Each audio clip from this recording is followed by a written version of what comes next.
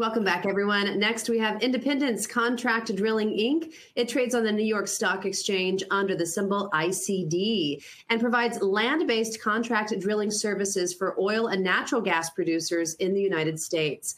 The company constructs, owns, and operates a fleet of pad-optimal ShaleDriller rigs that are specifically engineered and designed to accelerate its clients' production profiles and cash flows from their most technically demanding and economically impactful oil and gas properties.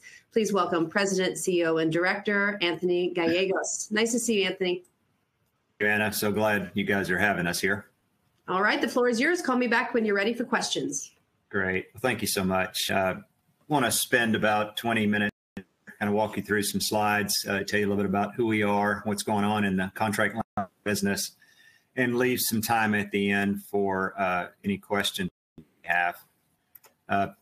Before I start the presentation, would like to remind you we'll be making some forward-looking statements, so I would encourage you to get our filings with the SEC in that regard. I'll start by just telling you a little bit about who we are and what we do. Who is ICD? We help meet society's need for energy by providing contract drilling services to E&P companies who find and develop oil and resources in the U.S. shale.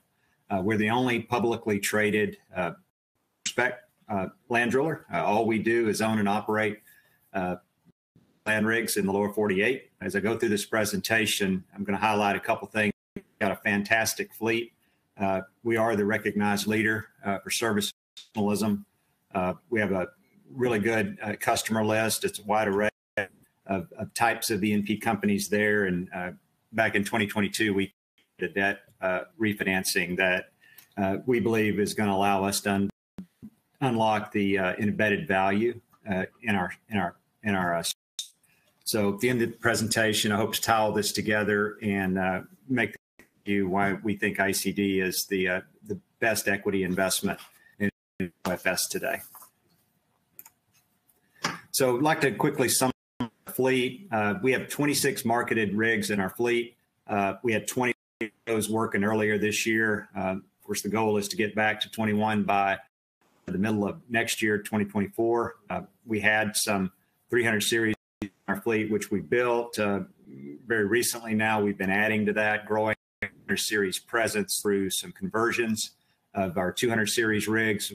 Completed 4 of those so far. Expect we'll convert some more as the rig count begins to expand here in 2024.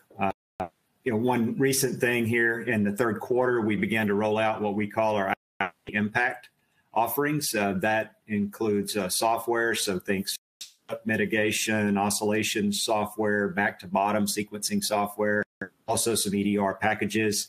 We also offer some high torque drill solutions, and we also have rigs that operate in the utility grid as opposed to their generators on location. So we're very, very excited about what ICD Impact means for our customers, the environment, and stakeholders of our company. And I expect the provision of these additional services are going to continue to enhance our financial performance.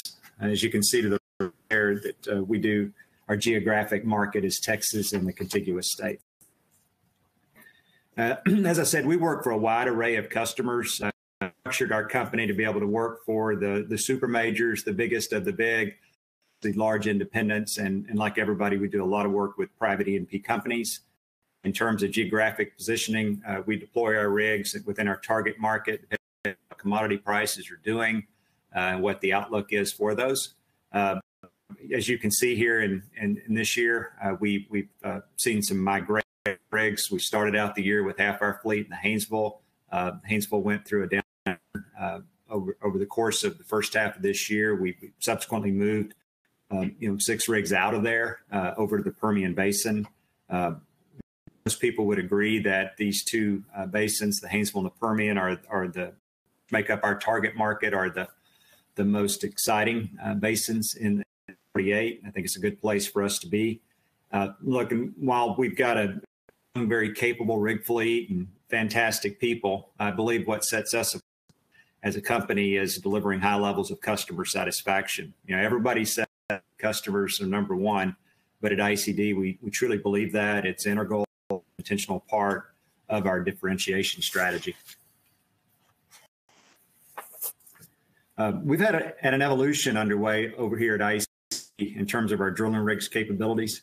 When you hear people talk about rigs drilling longer laterals, extended reach, have faster ROP, they're talking about rigs like our 300 series rigs. These rigs are in the highest demand. They're in the shortest. It's a really good and expanding market niche, and we've been very active in. That's why it's been a strategic focus for us far back as 2018 that we continue to grow and our fleet move it toward the 300 series specification.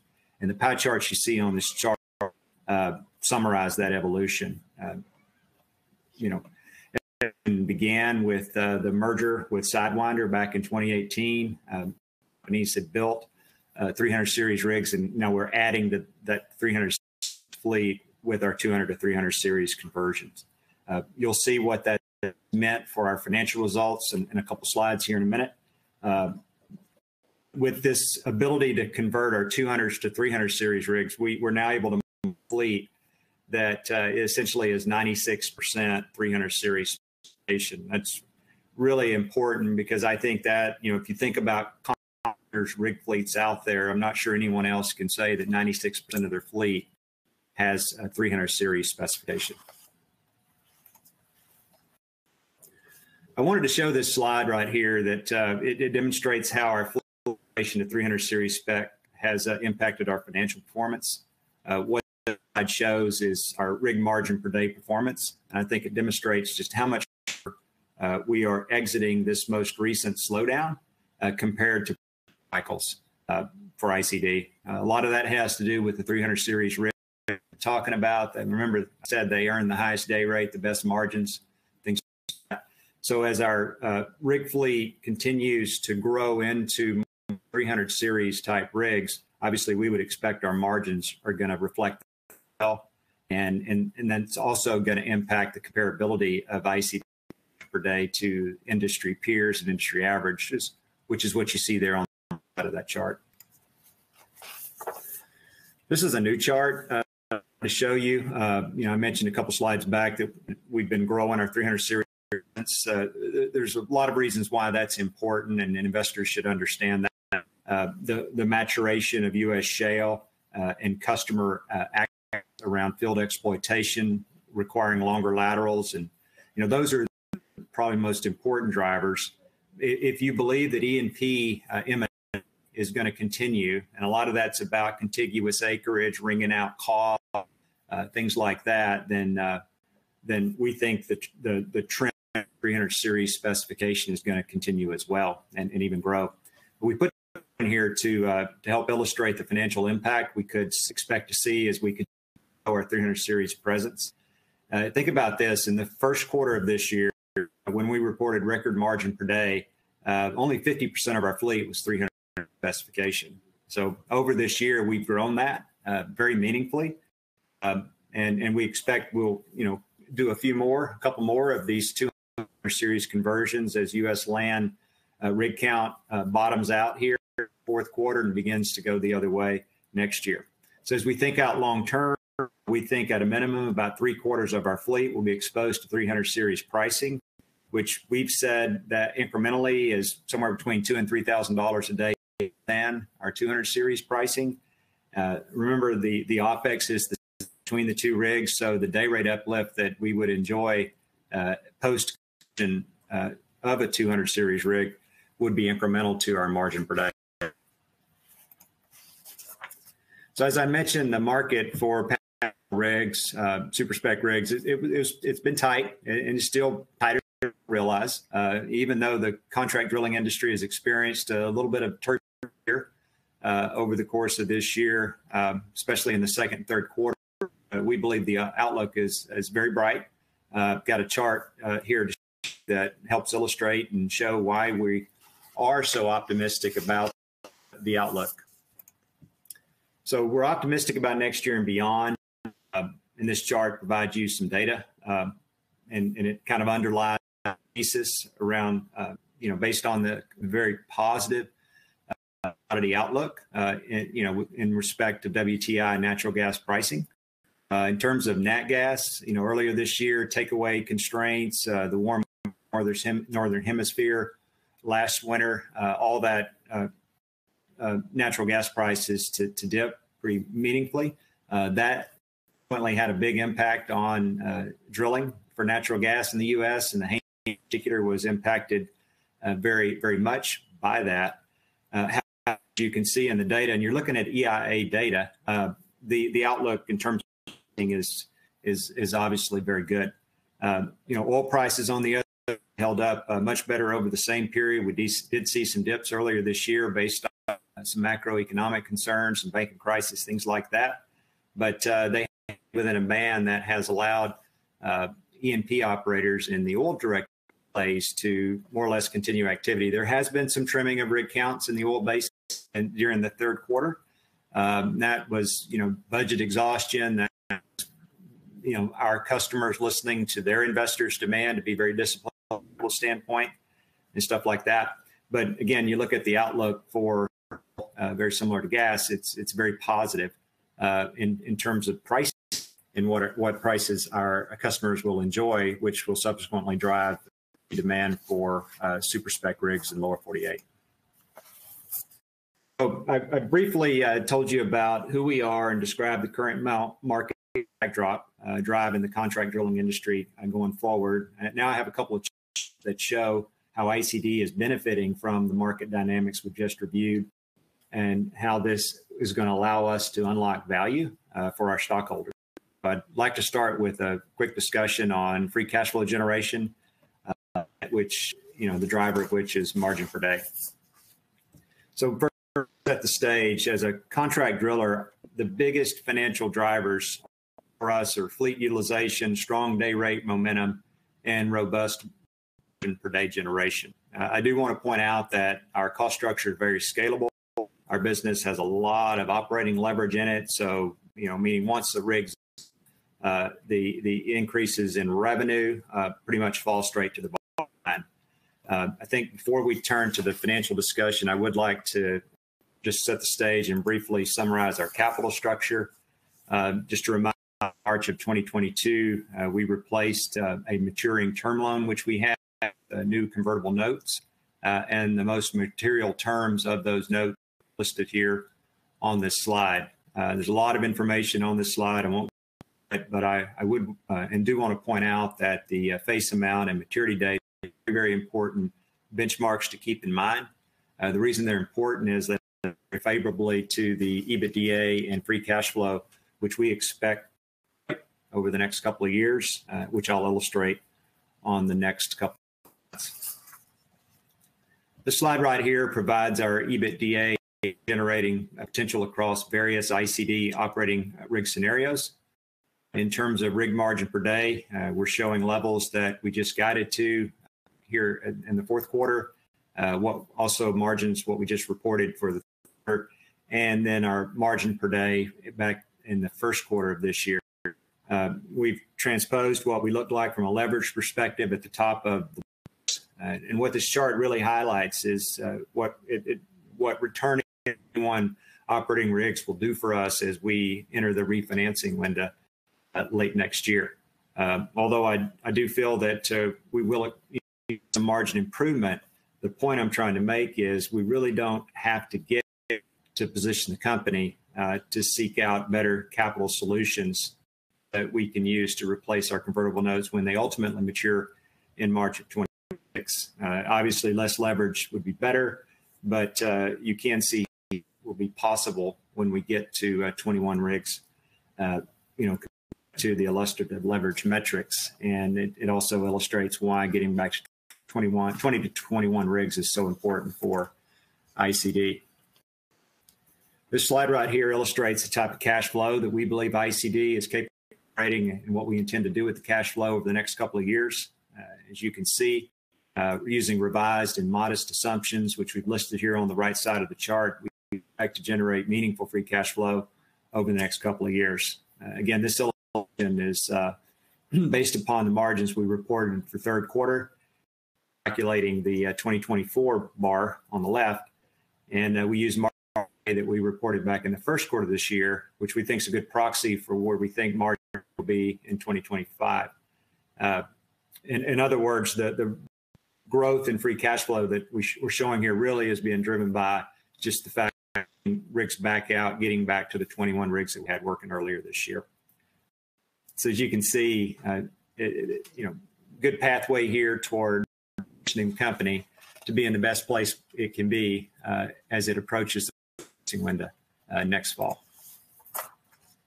I mentioned our goal of value that's embedded in the ICD stock price. To give you a feel for the opportunity, we have this chart right here. You can see where we're trading relative to the average.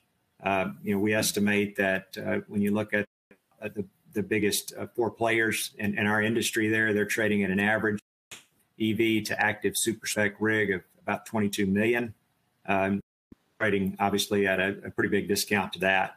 Also giving you numbers to consider here if you look at it on a both converted but also a fully converted basis. And when you look at it on a fully converted basis, you can see there's still a fair amount of upside there for current stock if everything were to convert. This chart right here, it simply seeks to quantify the opportunity in front of us as we close that value that we just talked about. This chart illustrates ICD's indicative share price, fully diluted basis, assuming full conversion of the notes, and assuming also the PIKed interest through the first quarter of next year, which is what we've guided to. Remember, we're getting back to 21 rigs, but we've already invested the upgrade CapEx in order to be able to do that. So what you see at the bottom of the chart is a meaningful upside to our current stock price using a range of reasonable EV active super spec rig valuation assumptions. The overall point of the charts is to show on an asset value basis, we believe that we represent one of the opportunities for exposure to equities in oilfield services. And the same kind of conclusion is true when you think about it from a cash flow and an EBITDA multiple basis. And I have a chart here that I don't want to show you that does that. A lot of numbers here, but just to summarize, already walked you through what we think we will do from an EBITDA standpoint, thinking about, different active rig counts, different rig per day numbers. This chart right here illustrates indicative share price values, again, on a fully diluted basis, assuming full conversion of the notes across EBITDA multiples. And what it illustrates is that utilizing very modest EBITDA assumptions and multiples, ICD is valued on a fully diluted basis based on where we're trading today. So as I close out the presentation, I want to briefly touch on efforts and role involving ESG here at ICD. At ICD, we've been focused on ensuring we meet the goals of society, our other stakeholders since the very beginning. For example, we've always been very forward-leaning on all of these fronts. From the beginning, our rigs were engineered to minimize emissions through using dual fuel generators, for example. On the social side, very, very active in giving back to the local communities where we operate. We're kicking off our annual Santa's Roughnecks campaign as we speak right now. That's not just in the office, but that's also out on the road. It's always very, very rewarding to see how the employees respond to that. And on the governance side, our board has been very active in making sure that management's goals and initiatives are aligned with all of our stakeholders at ICD. As I conclude the presentation, I'd like to summarize the very compelling case of being an investor of ICD. Said we have the youngest fleet in the industry, and it's as capable as anybody's out there. It's equipped in ways that maximize our customers' efforts to explore U.S. unconventional resources and pursue the industry's ESG efforts and initiatives. They're very favorable market fundamentals forward that are going to drive very strong rig demand. Our margins have expanded rapidly. We proved last year and the first part of this year that we will generate margins that are in the range of where our public company peers generate.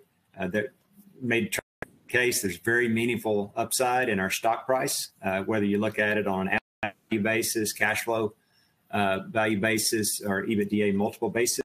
But these are some of the reasons why we believe ICD is one of the best, if not the most attractive, equity investment in oilfield service today. Our ticker symbol is ICD. Right on the NYSE. You can see here our listing, how to get in touch with us from an perspective. But I don't know, with that, I'd be happy to try to answer any questions anybody may have. Great job, Anthony. Yeah, we do have lots of questions for you. A question from Aliyah Sandoval. She wants to know how many rigs you currently control. Did you say 26? And can you tell us the growth rate? What's it been over the past maybe 5 years? And do you expect that to continue? Yeah, so rigs and the total rigs in the fleet's 31. We marked 26, and we had 21 running in the early part of this year. And our goal is to get back to the 21 running, which, these rigs were all running 6-7 months ago.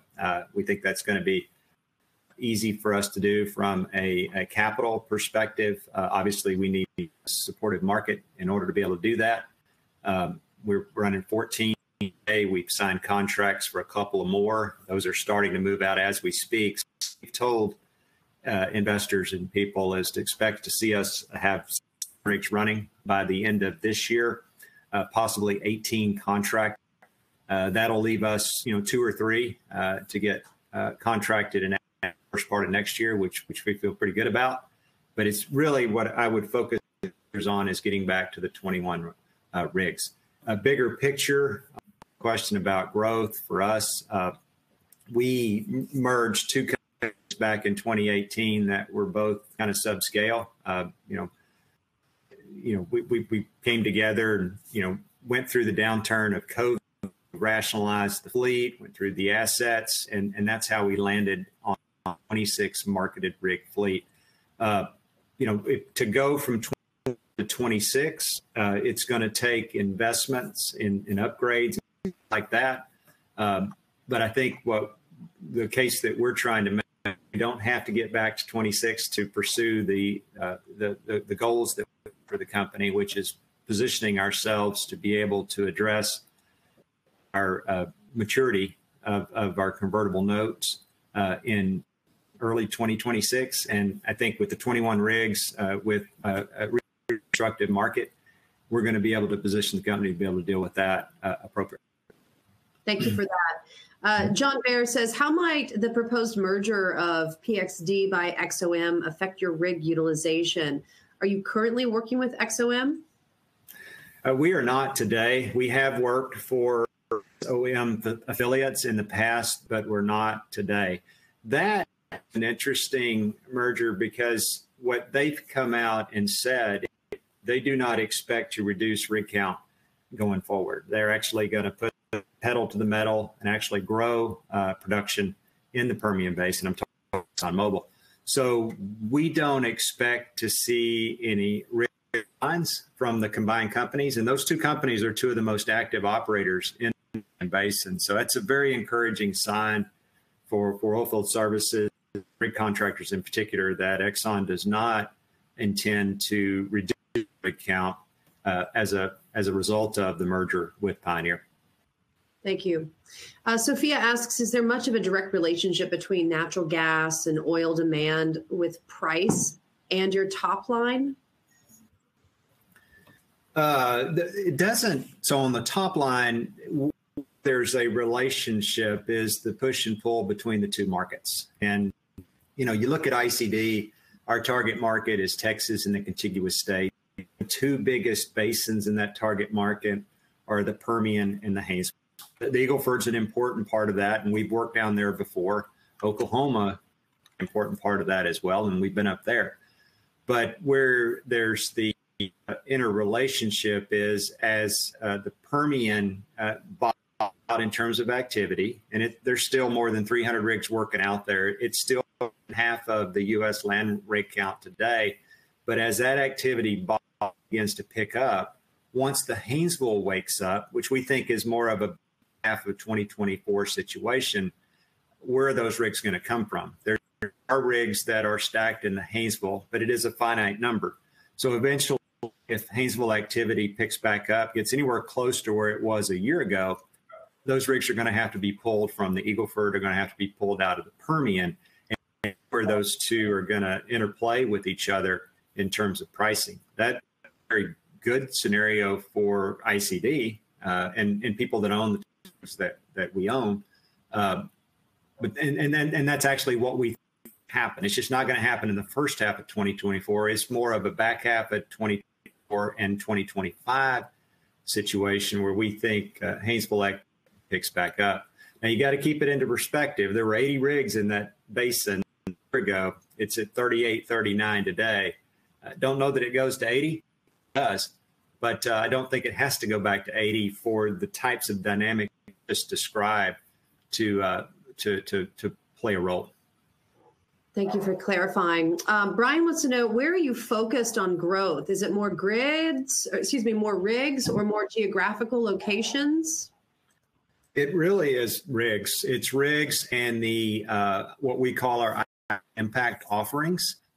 We think we have the right rigs. Certainly, having the ability to convert our 200s to 300s. Okay, that's a pathway toward being able to grow margin per day with just the rigs. In addition to that, the additional services that we're providing would be the software solutions in terms of oscillation, software, stick slip mitigation, also the high torque drill strings providing. Those things all add to margin per day.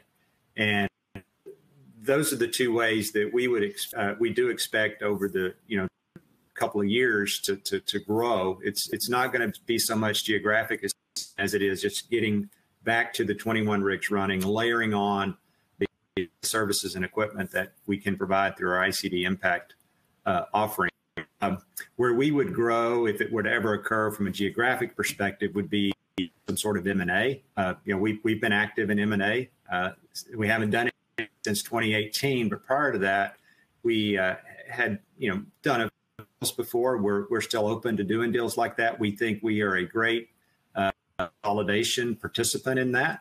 That's not our strategy necessarily, but it is in the forefront, in the windshield as we think about next year and beyond. Being able to play a role in continued consolidation in our business. Clarence Morgan asks, with regard to your fleet, is the 200 series now obsolete? I appreciate that question, Anna, because when I talk about our 300 series rig, I'm always concerned that in some way I may be casting our 200s in a bad light. The way to think about our 200 series rig is that is a pad optimal spec rig. It basically competes with the workhorse in the industry today in U.S. unconventional. Fantastic rig. The 300 are a little bit more capable. And what's interesting is in these conversions, we've completed 4 200 to 300 series conversions so far. 3 of those conversions for customers that were using the 200 series rig previously, meaning they loved the rig. They just needed and wanted with a little bit more capability in terms of torque with the top drive, or in terms of being able to handle string to drill longer laterals. So no, they're fantastic rigs. No concern about them being obsolete at all. If they were to become obsolete, then that means anything else that's out there in shale today, 1,500 horsepower AC, super spec would also be obsolete. And that's just simply not going to be the case. Not everybody, the E&Ps are drilling 3-mile laterals. A lot of them are finding spots in terms of what that lateral length is, leveraging fixed cost at surface and in section of the well. But they're good rigs. They're very good rigs. We just have the ability now to offer, if a customer wants to drill for lateral or use a high torque drill string, we have that ability today and a path being able to increase that part of our rig fleet. Thank you for clarifying. Kevin Rivers asks, what do you do to gain market share in your business? Is it a matter of price competition? Plus, do you currently have the supply to add more of your 300 rigs into the market if your demand spikes? Yeah. The way we win is by providing the high level of customer service in the industry. And the reason I say that is, look, I think we've got fantastic rigs. I think they're some of the best in the industry. I know we have the best people in the industry. The way we win is, again, focusing on that customer, making him understand what his expectations are and exceeding those expectations. And I think we do a good job at that. In terms of growth, the obvious way to growth would be getting back to the 21. We still have 5 rigs in inventory that we know what to do. There's sister rigs working within the fleet today, but the CapEx is high. So you really need to see day rates get back to kind of where last year. You're probably going to need to see term contracts of 1 year in duration before we could invest that kind of capital to get the last 5 rigs out. But the message for our stock is, look, for us to execute on our goals, both in the short term and especially in the long term, we have to be at 26 rigs operating. 21 is going to allow us to do that. And Hudson Duarte asks, do the size of your customers vary greatly, or are they generally the same as far as revenue producing? Size of our customers vary. We work, for example, we've worked for super majors, but today we're working for the 2 biggest, private E&P companies in the Permian Basin. That happens to be our biggest customer today. We work for, independents as well. If you look at our customer list today, of the top most active operators in the lower 48, 3 of them are our customers today. Look at the top 24 are customers of ICDs today. So it's a really good customer mix, and something that we're very proud of. We work very hard today to be able to do that. But not a huge difference to the second question that was asked. It really is about and you got to have the right rig. The rig has to meet their specification and their requirement to have operational performance. And then the market sets the price. Anthony, last question for you from Alan. Do you have a time percentage of how often each rig is revenue generating for ICD during the year?